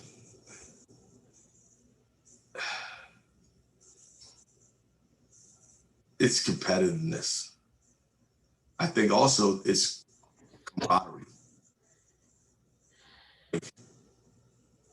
You know, Barkley talks about the generation of CP3 and LeBron and those guys all being friends and family. I think you see a lot of that now in the DMV. But I also think, go back to what I said a little earlier, iron sharpens iron. These guys, it's just such a competitive juice. And I think that competitive juice just keeps making the next generation rise to the occasion. And it's happened for years. It's happened for the guys who played before me. It's happened to me and my generation gap of playing and the guys below us, and keeps going down and keeps going down. I just think, you know, hate to say it's something in the water.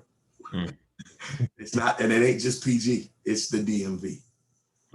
Like the in the water thing was great for me, but I think it missed a lot on this area. In this area, it's just special, man. We breed hoopers, men and women. I mean, I don't think the girls get enough credit in this area for how talented it is. It is arguably one of the top areas in the country. Yeah. Women's hoops. I think we just breed them here, man. I don't know what to say. I think the kids have taken it to another level in terms of their work ethic. They want it, the hunger, their ability to see people above them and want to emulate and be like them or be better than them. Strides and makes our kids work so hard. And that's why you see so much talent. I had to get used to it because I'm from upstate New York, and, you know, I would show up to a gym and there would be, you know, 7-year-olds working with the trainer. And like, I'm not talking like, let's roll the ball out, you shoot a free throw line jumper. I'm talking like dribble combos and stuff. Right. Like, man, I was not doing this at 7 years old. I can tell you that. It's just evolved. Yeah. And I think it's ever evolving. I think, you know, there's certainly times where I feel like people have to get a grip on not overdoing it, because I think you can cause burnout. I think you have to keep making the game be fun. And that's one of the things I like to try to do is, yeah, I'm gonna push you. I'm gonna make you grind, but I also want you to love this thing. Like I've seen so many people who have loved it, and it's allowed it to take them to places that they probably never knew they could go before. Talk about your 20 game warm-up philosophy. Because those 20 scrimmages. Yeah, 20 scrimmages. I was talking to Jake and I was like, listen, man, watching them play, it does not seem like he's talking about this like it's a scrimmage. You know, so talk about that philosophy. I mean, I think that's more for me. I don't tell our kids like, all right, we don't care if we're gonna lose. No, we're going out here tonight, kick their butt. Period. We want to go undefeated. We want to win every scrimmage. But the mindset for the word scrimmage is that these are games to get better. You got to go win 3 games in late February. How do we take these 20 games and get better? Yes, there are going to be some lumps in the road. Yes, we're going to have some adversity. How are we as a team going to grow through this? And what I want them to understand is like, I think at times, here's where I think kids get messed up. And you see these kids get transferred. Our parents get emotionally attached to those 20 games. Mm. And then it becomes a trickle-down effect to our players. And then we, as the coaches, are fighting a battle that's hard to fight. Think about it. In your life, answer me this question. Who are the two people you trust the most? Family, for sure. So I get them for 4 years. Your parents get you for life. Who do you trust them first? So I have to find a way, call it Jedi mind trick. I'm a huge Star Wars fan. I'm a huge Star Wars fan. I love the whole trilogy, all the trilogies. I watch them all. I guess that's my Jedi mind trick. That's my little play on some words to get my guys to know, like, we're gonna grow from these games so we can get ready for these 3 games. Yeah, we're gonna do everything we got to do to put ourselves in a position to not have to win 4 games. See, no one in the WCSC has won 4 games to win the championship. It's always been somebody who's not in the playing game. You get in the playing game, it's gonna be tough. The odds right now, there are no odds. No one's won it. Like it's like betting on the lotto and everything else that's played. Pick numbers to win money. Yeah. You want to not be in that position to have to win 4. You want to be in position to win 3. So we're playing these games to make sure we're out of that position, and then we're using this just to prepare and grow, and also to help you get scholarships. Playing against the best teams in the country. Let's get good film. There's a lot to it. Yeah. But for me, I've grown into philosophy is like, damn, we don't honor. I mean, I was 18-0. I got nothing for doing that. That's the hardest thing to do in our league. To me, 18-0 in the regular season is harder than catching lightning in the bottle and winning 3 in the playoffs. And we don't honor it. Yeah. Like people laugh and joke sometimes that the Joe Wooten post that we were the regular season champion. Over the years, he's had that honor. I say hats off to him because we should recognize that. Yeah. Like we should recognize the regular season champion. Maybe that's not who ends up being who gets the big trophy at the end of the WCAC champion, but anyone who wins the regular season in our league should be able to at least have a banner hung up with that record and what year they did it. It's tough. Yeah, for sure. Just out of curiosity, other than Austin, who's an assistant coach on staff at DeMatha that gave you the most trouble? You know, you got Daryl Green, you know, KC, Sam. Daryl Green took a championship away from me at Pilates. So Daryl Green hadn't made a shot the whole night in the WCAC championship. We were literally, I call it a fingertip away from winning it. It was a loose ball that scrambled around between one of our players, Aaron Faulkner, and John, and I think it was Sadusky. John Sadusky was their point guard. And John I ended up with the ball. If our guy would at least, if he could have just slapped it and it would have rolled to the baseline, we probably win the game. Yeah. Ball gets reversed around, Daryl bangs a jumper. Now we get a last second shot, David Morris, a half court heave that rattled in and popped out. Yeah, but that game was crazy. I could have got my first WCAC championship in my first year in the league. Green took that away from me. Son of a gun. I'm sure he doesn't let you forget that either. Now you were going to allude to a little more of a question. I'm sorry, I kind of jumped in on that. I mean, you answered it though. All right, so let's do these quick hitters. So, what's a game show that you think you'd win?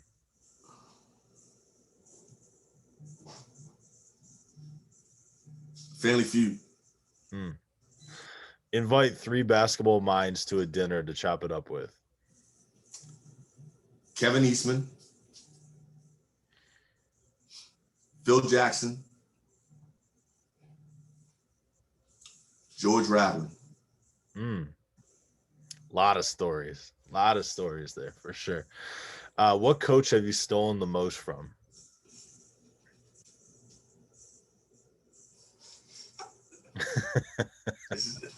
You're gonna laugh, man. I'm giving away a big secret right here. So you're getting something really good right here. Gino Auriemma. I like that. Who's the one that got away? You know, a player that you almost got at Gonzaga that would have been, you know, big, and you were just like, damn.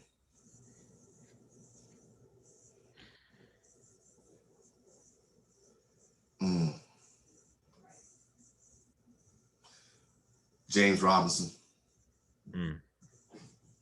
He was tough. He was James Robinson. Losing James Robinson gave y'all 3 championships and took 3 away from me. Real talk. Yeah. James Robinson. Teams. Yeah, for sure. MJ or LeBron? No doubt, MJ. There's only one GOAT. I love it. Young kids and generation guys, you just saw why MJ is the GOAT. Thank you. All right, what? Go ahead. And so, Chris Jenkins, I'm calling you out because you're always talking about old generation, us old heads. Talk to me now about LeBron James. I still got him on my Mount Rushmore, but he's not the GOAT. Yeah. What book is a must read for every basketball coach?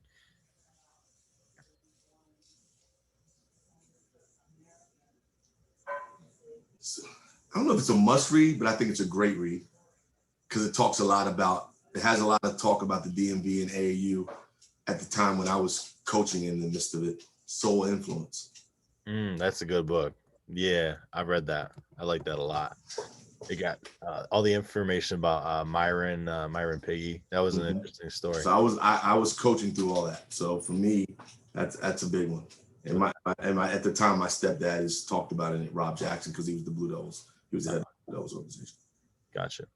Would you rather take a charge from Shaq or try to guard KD with the game on the line? Let me guard KD. I ain't letting that 400-pound dude run me over.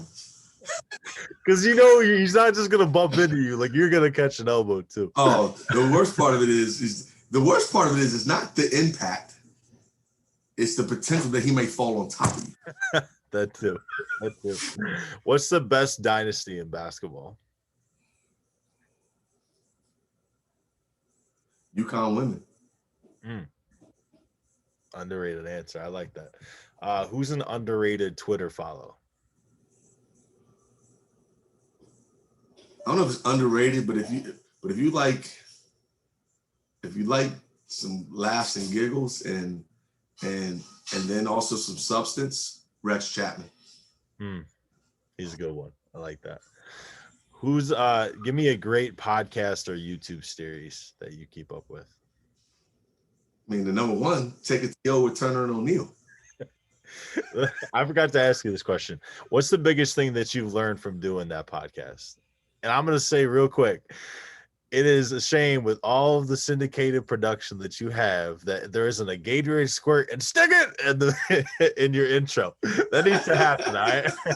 I got it. I like that.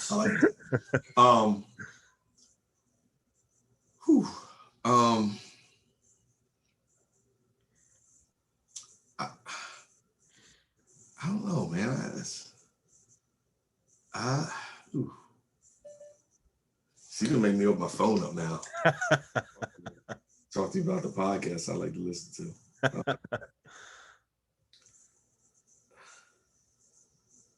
You know, I mean, I like the knuckleheads. I like all the smoke. But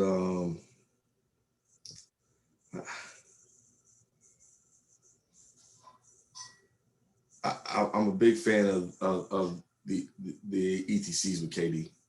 Interesting. I haven't listened to that yet. What's the biggest thing you've learned from doing your podcast?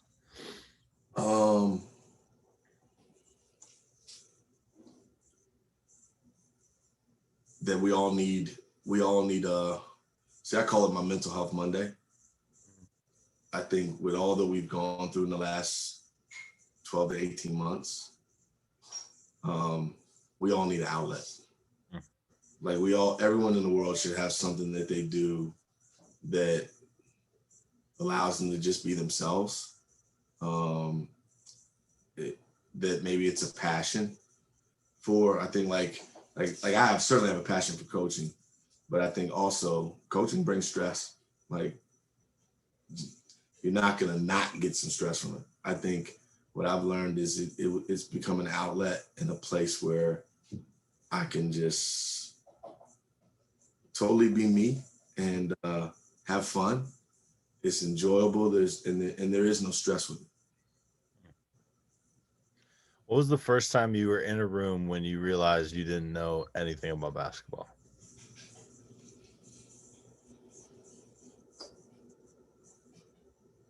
I don't know that I've ever not known anything about basketball. Well, well, when you're just like, damn, like, in comparison to whoever you're like learning from. Um, I can tell you for me, I was working Jay Billis's coaches academy, and we were at the whiteboard, and he was breaking down something. I think Fran Fischilla was there too, and Jeff Lebo, who's now an assistant coach at UNC. And some of the stuff they were drawing up and some of the concepts and everything, I was just like, wow. I mean, I think I've been in some places where I don't know that I guess I would phrase it probably differently. Okay. Maybe where I was in awe. Yeah. Is not knowing. Okay. I mean, certainly I knew, but where I was in awe. I mean, there's a few people that I've been around in the game where I've been in awe of their knowledge. Brendan Surr, who really, to me, is the guy that invented the NBA offense that everyone plays.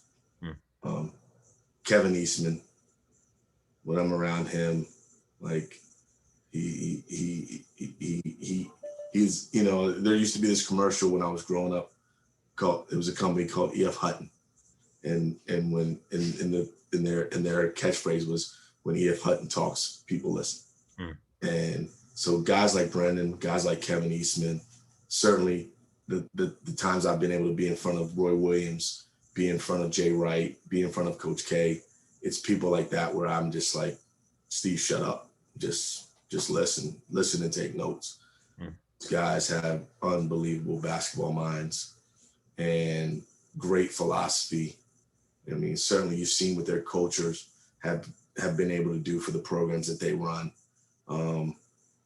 George Raveling, like, unbelievable. Leonard Hamilton, like, there's a lot of guys I can name, like, when they get on and I have an opportunity to be around them. Gino Auriemma, I've never gotten to be in his face-to-face with him. Actually, this year, if pandemic allows for, that was definitely a college stop that I want to take preseason and go see what he does and how it is that he gets out of those young women every single year.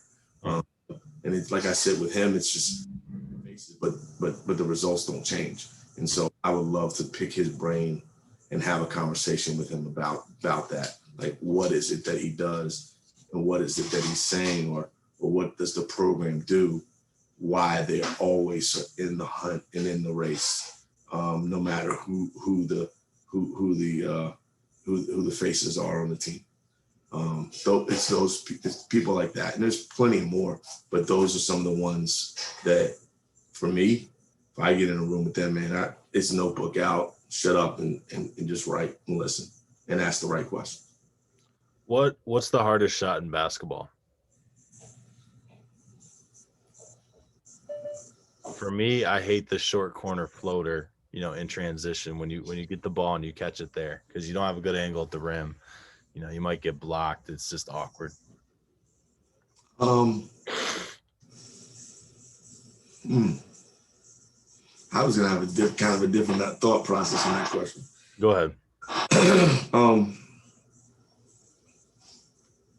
I think the hardest shot is ball in hand, kind of ball in hand with the clock winding down. I don't care where you shoot it from. Like, I think the pressure that gets put on a kid in that instance, they never take the same shot.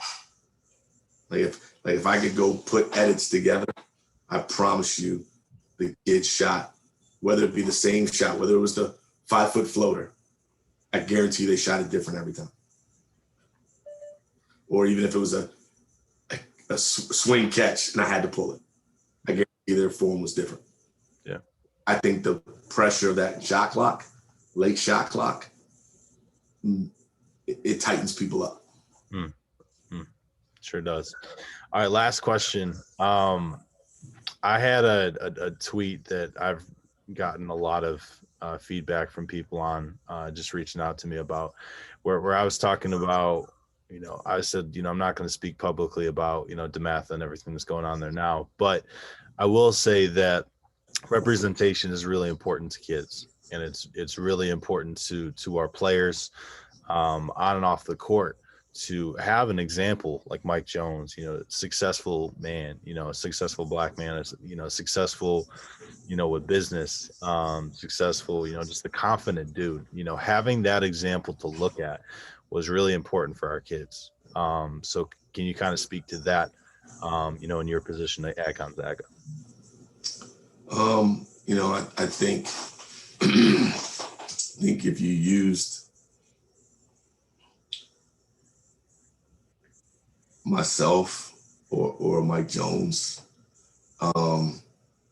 we carry a different torch than a lot of the guys that we coach against, because being black men in today's world, in today's society, that there's, Mike hasn't said this to me, but I feel confident enough as another black man that he probably feels the same way that I do. We have some bigger shoulders that we have people standing on. And because we aren't always the norm in our society, that there are a lot of things that we uphold to a higher standard, because we know that everyone like us doesn't get the same opportunities that have been afforded that we both got. And we had to go fight for those opportunities once we got them, to sustain them, and to be able to have people believe in us, to give us longevity in those positions. And you probably, I can only speak for myself. I feel like I have to fight for it every day. It's not easy. And I think that's probably one of the areas that frustrates me a lot, is that I don't think people think about that at all. Oh, he's just a coach. He coached the team. But there's a lot of other things that goes on. Like you always, you hear people say it, you never know what the next man's carrying. And I can tell you that's something I carry. Like, I want to be the best example of a black male role model that I can be to certainly my own young black men, but for me, it's to any man. It doesn't matter, white, black, Asian, Latino. I want to be a great male role model for any young man. And certainly I want to be as great as I can for my young black men, so that they can see that they can dream and they can achieve by watching what I've been able to do. And certainly, I can say by watching what people watch Mike Jones do. And so, they say heavy is the head that wears the crown. My head is definitely heavy, because I don't just coach basketball just to coach basketball to go win games. I try my best to use the game as a life lesson, as a vehicle, and that vehicle is hopefully getting all the young men who play for me an opportunity to use the sport and not let the sport use them. And hopefully it can take them to like the Dr. Seuss book, oh, the places we will go. And so for me, it's a challenge that I relish every single day, to be the best man that I can be, so that I can help other young men like me and other young men, period, that are around me or that are watching me, to know that they can achieve these things too. That's big. All right, Coach, I've taken up a lot of your time. The last move of every podcast is to turn the tables, and you get an opportunity to ask me one question. So what do you got for me? My next question for you is, it's a pretty simple one. You made a decision to make a change. What's next? Oh boy. So I actually have two conversations planned this week. One with the public school and one with the private school nearby to work within their basketball program. A friend of mine is in the running for a JUCO head coach position back home in upstate New York, and he said if he gets that, he would want to bring me on as his assistant.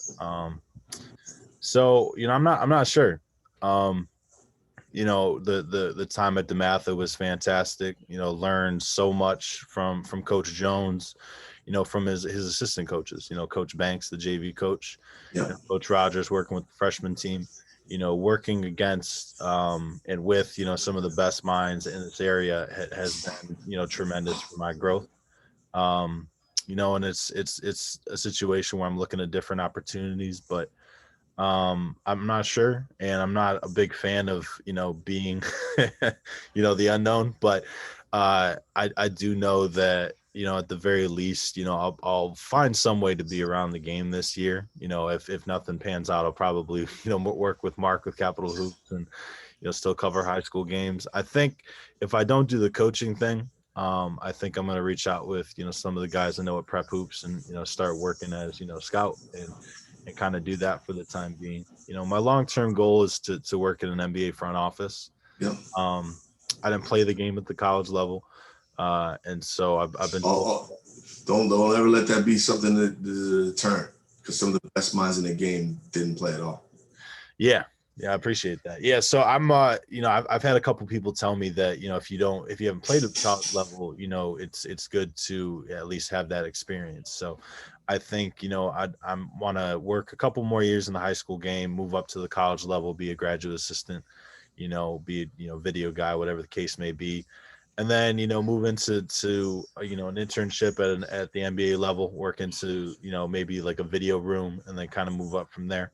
The video, I came down here from upstate New York with no friends, with I didn't have a place to stay. I didn't have a job, outside of working the Mathis basketball camp, the kids camp during the day. So, I've kind of always, been okay with, taking that leap, but, I owe so much of, I wouldn't say success at this point, but I owe so much of, where I'm at to Coach Jones for taking a chance on me. And to Mark Stern for giving me an opportunity to work with, the summer league that, Yeah. up, turning into the job at DeMatha, because I was at DeMatha from like 7 a.m. to 11 p.m. Every weekday, because I would come in early and work our kids out, because our players work our camp, so we have workouts, and then I'd work the camp, and then 5:00 we change over from the camp to summer league, and then work that till 11. So it was that was such a crazy month, but it was such an opportunity for me to connect with people and learn about this game. So yeah, I guess that's a long-winded answer to say man, it's good. We'll if I can ever help, man, don't hesitate to call. Like I mean that. Like if I can do anything, please let me know. Appreciate that, Coach. All right, well, let the people know where they can find you and your podcast, on Twitter, and check out everything you got going on. Twitter at Gonzaga Hoops. On IG, it's at Coach Steve Turner, and also with Gonzaga at Gonzaga Purple Hoops. Podcast, Take It TO with Turner O'Neill. It's on all platforms: YouTube, Twitter, Instagram. Come check me out. Fantastic. Appreciate the time, Coach. We'll definitely keep in touch. Hope you have a great day. All right, man. Appreciate it. When will you post all this?